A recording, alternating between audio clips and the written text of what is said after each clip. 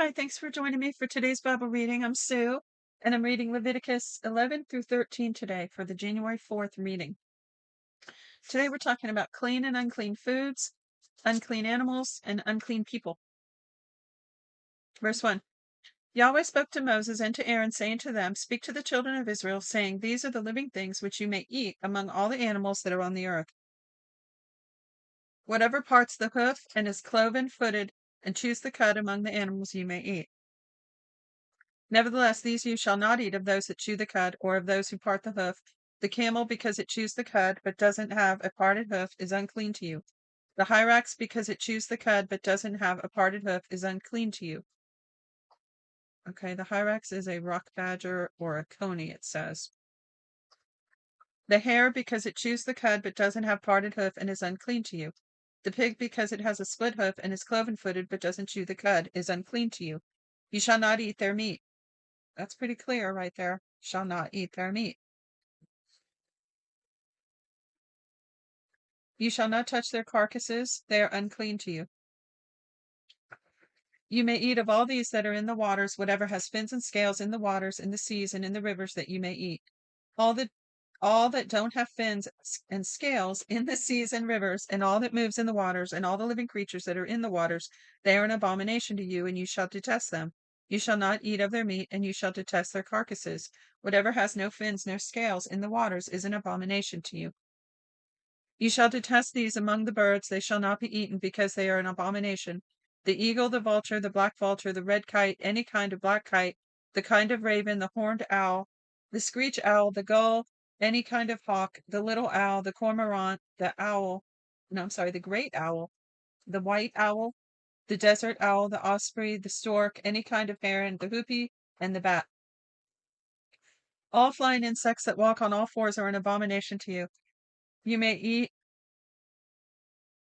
you may eat these, of all winged creeping things that go on all fours, which have long jointed legs for hopping on the earth, so like a grasshopper. Even of these you may eat. Any kind of locust, any kind of katydid, any kind of cricket, and any kind of grasshopper. But all winged creeping things which have 4 feet are an abomination to you. I'm sorry, sometimes I have to slow down so I don't get tongue twisted because of the way this is written. Make sure I'm giving it to you correctly. Verse 24. By these you will become unclean. Whoever touches their carcasses shall be unclean until evening. Whoever carries any part of their carcass shall wash his clothes and be unclean till evening. Every animal which has a split hoof that isn't completely divided or doesn't chew the cud is unclean to you. Everyone who touches them shall be unclean. Whatever goes on its paws among all animals that go on all fours, they are unclean to you. Whoever touches their carcass shall be unclean until the evening. He who carries their carcass shall wash his clothes and be unclean until the evening. They are unclean to you. These are they which are unclean to you among the creeping things that creep on the earth: the weasel, the rat, any kind of great lizard, the gecko, and the monitor lizard, the wall lizard, the skink, the chameleon. These are they which are unclean to you among all that creep.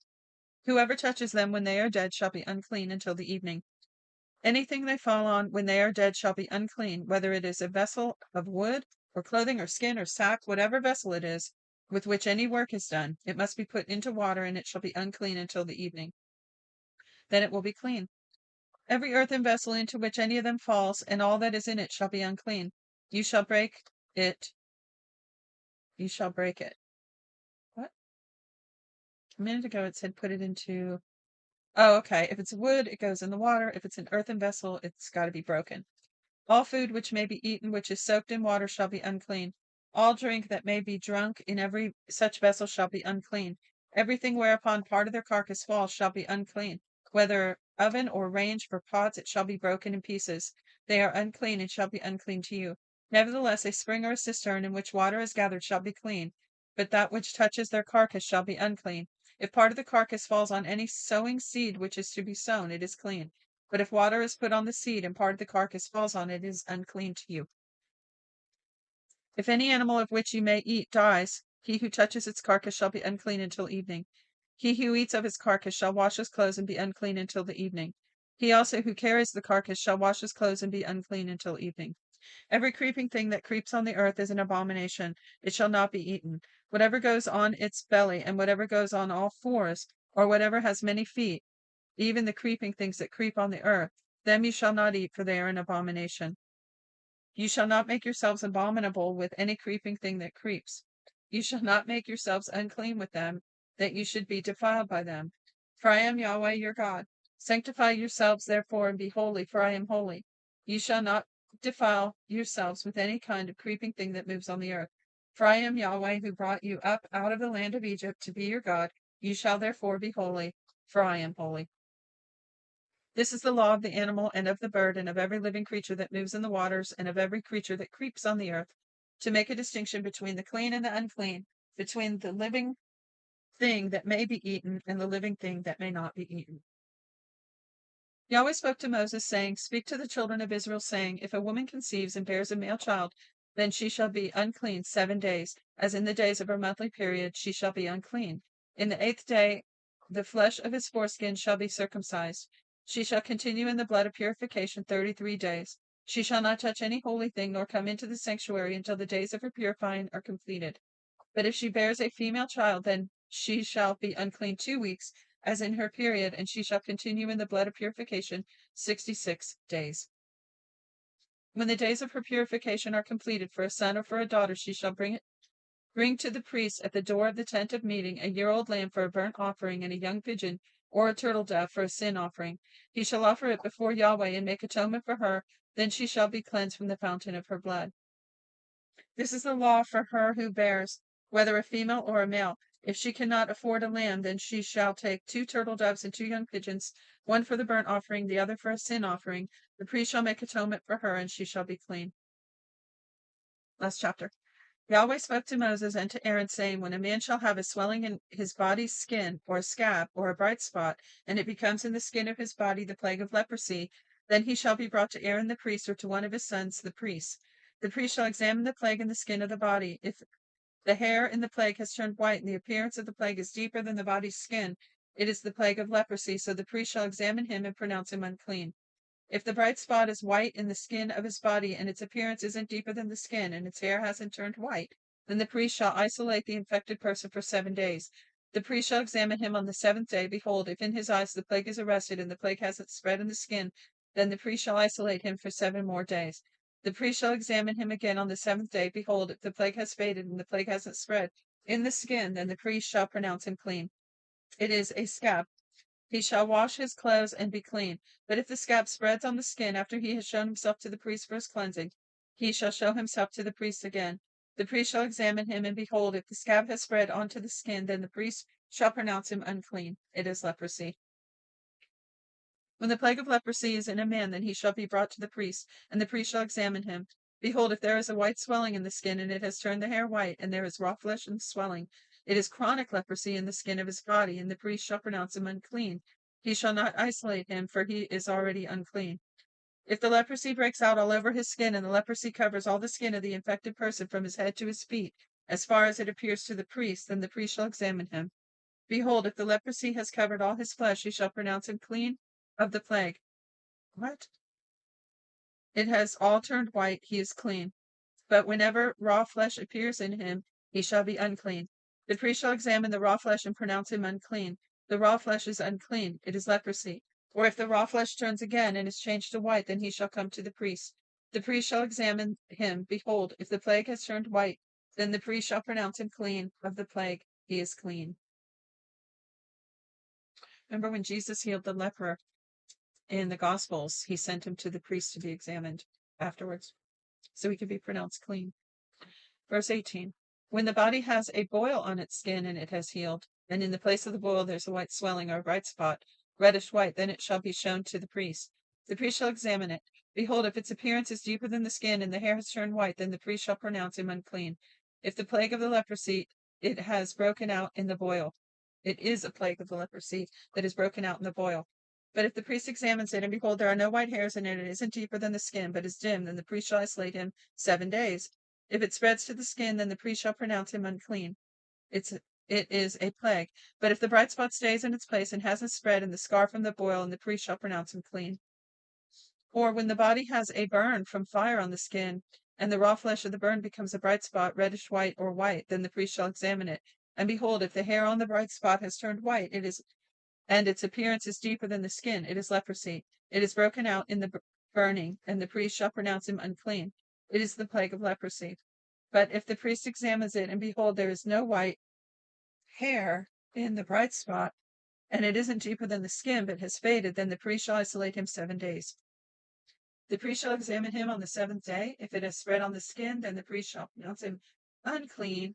If it is the plague of leprosy. If the bright spot stays in place and hasn't spread in the skin, but has faded, it is the swelling from the burn, and the priest shall pronounce him clean, for it is the scar from the burn. When a man or a woman has a plague on the head or on the beard, then the priest shall examine the plague, and behold, its appearance is deeper than the skin, and the hair in its yellow and thin. Then the priest shall pronounce him unclean. It is an itch. It is leprosy of the head or of the beard. If the priest examines the plague of itching, and behold, its appearance isn't deeper than the skin, and there is no black hair in it, then the priest shall isolate the person infected with itching 7 days.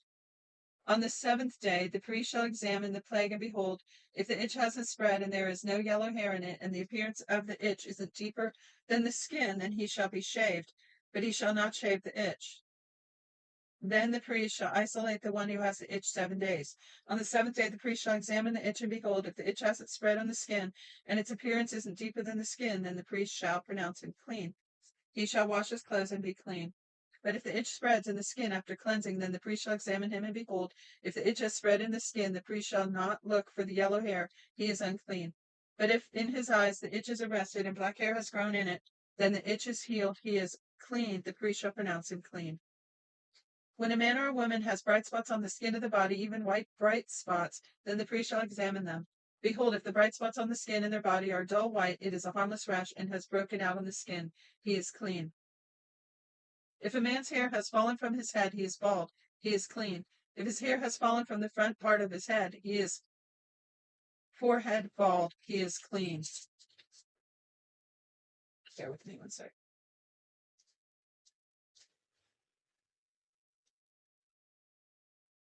But if a reddish white plague is in the bald head or the bald forehead, it is leprosy breaking out on his bald head or bald forehead.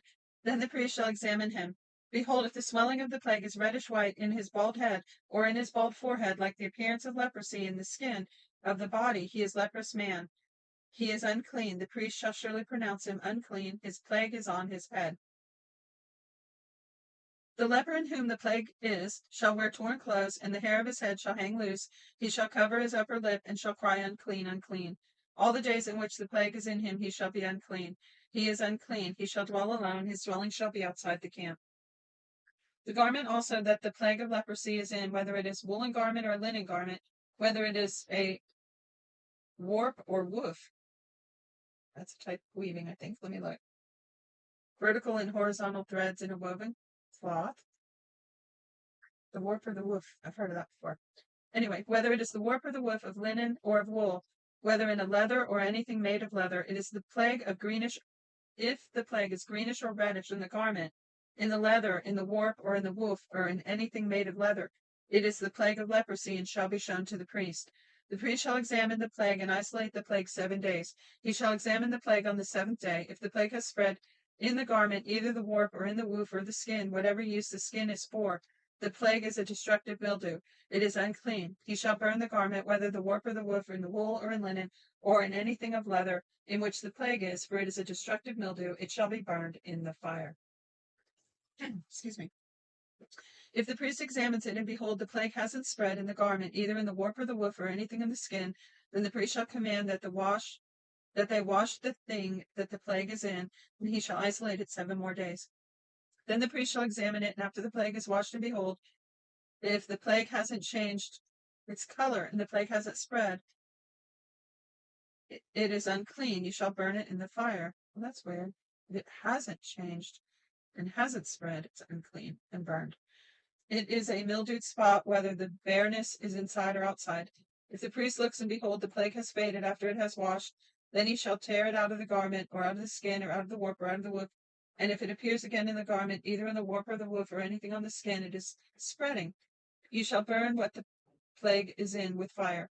The garment, either warp or woof, or whatever thing of the skin in which, or whatever thing of skin in it is, which you shall wash, If the plague has departed from them, then it shall be washed a second time and will be clean. This is the law of the plague of mildew in the garment or wool or linen, either in the warp or the woof, or in anything of skin, to pronounce it clean or to pronounce it unclean. And that is the end of today's reading. Thank you so much for joining me. Shalom, shalom.